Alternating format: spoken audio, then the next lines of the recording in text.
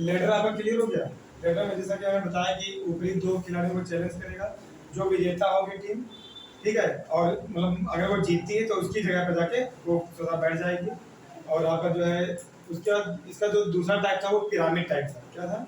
Pyramid type. इसका most important जो है आपको, इसे फनल टूर्नामेंट भी कहते हैं। अगर पेपर में आता है कि किस प्रकार के टूर्नामेंट को फनल टूर्नामेंट कहा जाता है, तो आप टिक करिए पिरामिड टाइप के टूर्नामेंट को फनल टूर्नामेंट कहते हैं। किस प्रकार के टूर्नामेंट को फनल टूर्नामेंट कहते हैं? पिरामिड को, ठीक है। ऐसे ही जो है हमने बताया था लीग टूर्नामेंट। लीग टूर्नामेंट को किस किस नाम से जानते हैं? राउंड रॉबिन टूर्नामेंट और burger tournament. Round robin tournament और बर्गर टूर्नामेंट, ठीक है। ऐसे ही जो है कई उसके हमने मेथड बताया था, नॉकआउट बताया था कि उसमें जो है आपका मूलर एंडरसन प्लेबैक मेथड का उपयोग किया जाता है। मतलब ये वर्ड इंपॉर्टेंट है, इसलिए इनको हम बार बार बोल रहे हैं। तो जो क्वेश्चन आने हैं वो यहीं से आता है कि इस टूर्नामेंट को क्या कहा जाता है या इसे किस नाम से जानते हैं। तो ऐसे पिरामिड टूर्नामेंट को हम किस नाम से जानते हैं? फनल टूर्नामेंट के नाम से जानते हैं, ठीक है। किस नाम से जानते हैं? फनल टूर्नामेंट के नाम से जानते हैं। इसके भी दो प्रकार होते हैं, किंग्स टूर्नामेंट और कप वेयर टूर्नामेंट। कप वेयर मतलब होता है मकड़ी की जाले की नुमा एक जो है इसमें आकृति बनाई जाती है और उसके अंतर्गत जो है मैच वो टीमें रखी जाती है, फिर मैच होते हैं, उसको हम समझाएंगे। लेकिन पहले हम बात करेंगे किंग्स टूर्नामेंट की, ठीक है। पहले किसकी बात करेंगे? किंग्स टूर्नामेंट की। तो किंग्स टूर्नामेंट जैसा कि दिख ही रहा है, किंग मींस क्या होता है? राजा। तो यानी कि जो सबसे ऊपर रहेगा वही इसका राजा होता है। और कैसे वो ऊपर पहुंचता है उसका प्रोसेस होता है, इसको समझने की कोशिश करिएगा। जैसे मान लीजिए ये आपका जो है एक आकृति बनी है त्रिभुजाकार पिरामिड टाइप की आकृति है, ये कुछ पिरामिड ऐसे ही होते हैं, ठीक है। इस सबसे नीचे वाले स्लैब में जो है आपकी टीमें दिख रही हैं, उससे ऊपरी स्लैब में टीमें दिख रही, फिर उससे ऊपरी स्लैब में टीमें दिख रही, उससे ऊपरी और उससे ऊपरी और लास्ट में एक टीम दिख रही है। एक टीम का मतलब क्या है? ये टीम विनर है, ये टीम सबको हरा के आई है, इसीलिए ये टीम कहां पर है? सबसे ऊपर है। और ये कैसे हराती है, कैसे ये ऊपर पहुंची है, इसका प्रोसेस होता है। जैसे मान लीजिए सबसे निचला स्लैब है, अब इसमें जो है अगर मान लीजिए कोई भी एक टीम को ले लीजिए, मान लीजिए ये टीम है और ये इस टीम को सबसे ऊपर पहुंचना है, इस टीम को सबसे ऊपर पहुंचना है, तो क्या करेगी?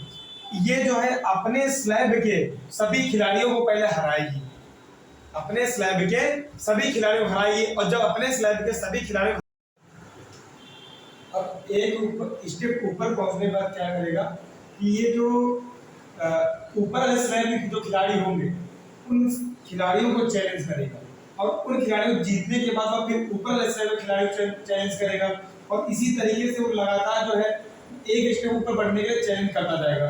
तो यही विधि होती है किंग्स टूर्नामेंट की। और लास्ट में ये जो है एक बिना विजेता घोषित होता है जिसे हम किंग कहते हैं, यही होता है यहाँ पर किंग्स टूर्नामेंट। ओके, क्लियर हुआ? मतलब पहले अपने स्लैब के सभी खिलाड़ी हराएगा, हराने के बाद फिर एक स्टेप ऊपर के खिलाड़ी को चैलेंज करेगा और उसमें चैलेंज करने के बाद जब उनको हराएगा फिर ऊपर के खिलाड़ी चैलेंज करेगा। इसी तरह धीरे ऊपर एक एक स्टेप ऊपर बढ़ते जाएगा और लास्ट में विनर घोषित होगा। तो इसे हम कहेंगे किंग। यही आपका होता है किंग्स टूर्नामेंट,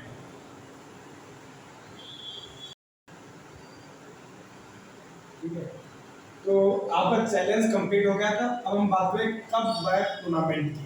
कप वैप टूर्नामेंट जैसा कि नाम से लग रहा है कि कप वैप का मतलब होता है मकड़ी के जाले के नुमा एक जो है आकृति बनाई जाती है जैसे कि आपके सामने दिख रही है और इसमें टीमों को रखा जाता है। इन टीमों को जो है रखने के बाद ही इसके जो टूर्नामेंट होते हैं वो आयोजित किया जाए। कैसे किया जाए उनके बारे में बताएंगे हम।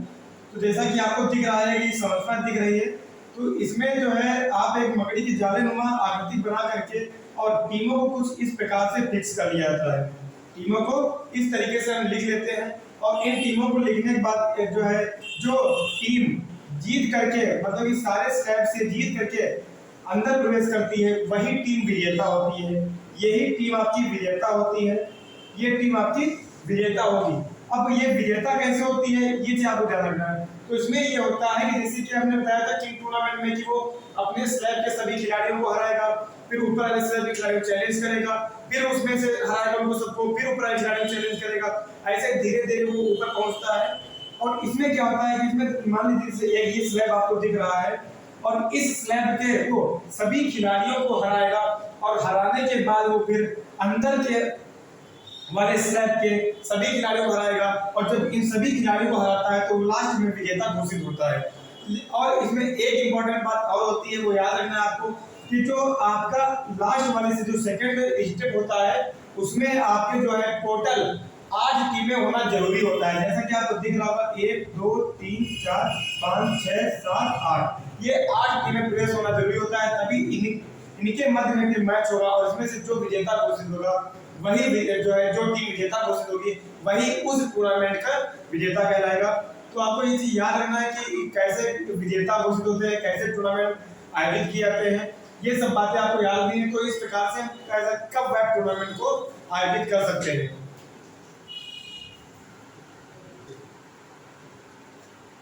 तो आपका कप वेब कंप्लीट हो गया है। तो आगे हम बात करेंगे, देखिए वो आपके मान लीजिए आपको टूर्नामेंट कहीं आयोजित कराना है, या कोई भी आप किसी स्कूल में टीचर है और वहाँ पर आपको टीमें मिल गई और उन टीमों के मध्य में एक मैच कराना है, तो उनके लिए हम इस प्रकार के जो है आकृतियों का टूर्नामेंट के प्रकारों का उपयोग कर सकते हैं।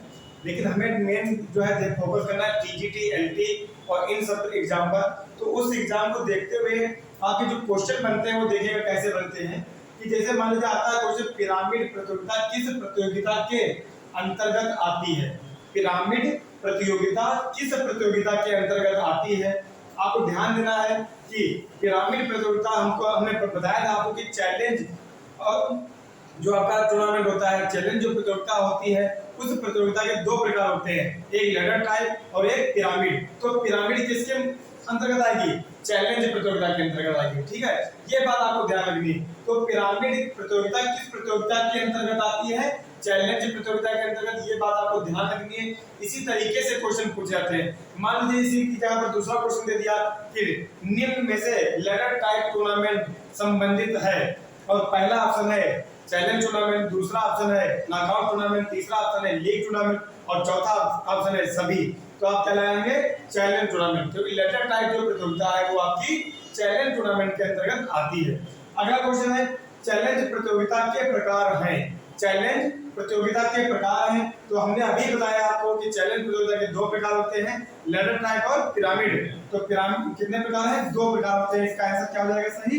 तो दो आंसर सही हो जाएगा। अब फिर उसके बाद हमने पिरामिड के भी दो प्रकार बताए थे।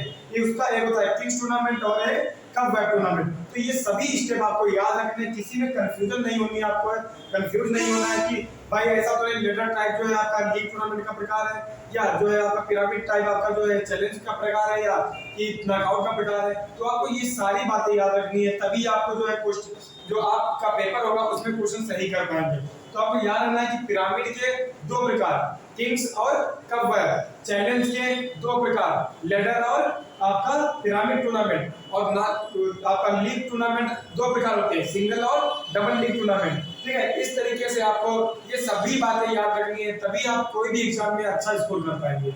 ओके, धन्यवाद।